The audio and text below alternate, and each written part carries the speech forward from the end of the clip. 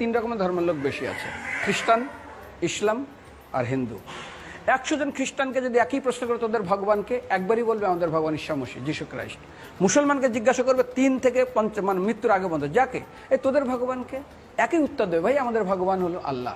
হিন্দুদেরকে যদি একই প্রশ্ন করা হয়, ভাই তোদের ভগবানকে, কনফিউজ।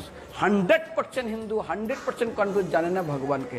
দ্বিতীয়ত, যদি তুমি মুসলমানকে জিজ্ঞাসা হয় তোরা মসজিদে কেন যাচ্ছিস, ওদের শেখানো হয় মসজিদে যেতে হবে নামাজ আদায় করার জন্য।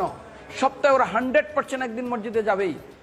তুমি যদি খ্রিস্টানদের জিজ্ঞাসা করো তোমরা কেন কোথায় যাবে, কোথায় যাও না, আমাদেরকে একদিন তারা চার্চে যাবে। কেন? ঈশ্বরে প্রার্থনা করার জন্য, ওদের শেখানো হয় জন্মের থেকে, এটা সংস্কার। আর হিন্দুদের যদি জিজ্ঞাসা করে তোমরা মন্দিরে কেন যাচ্ছ, হ্যাঁ আমার ছেলের বিয়ে হচ্ছে না, আমার মেয়ের বাচ্চা হচ্ছে না, আমার বাবা হসপিটালে আছে, কালকের আমার মামলার ডেট আছে, আমার ব্যবসা খুব খারাপ, আমার শরীর খুব খারাপ।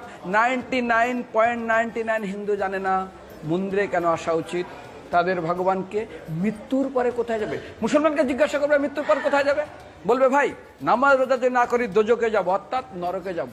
যদি হিন্দুদেরকে জিজ্ঞাসা, ওদেরকে বলবে আর যদি করো নামাজ রোজা করি তাহলে বেহেশতে স্বর্গে যাব। যদি খ্রিস্টানদেরকে জিজ্ঞাসা করো, এই তোমরা যদি আমরা ঈশ্বর আরাধনা করি হেল অর্থাৎ নরকে যাব।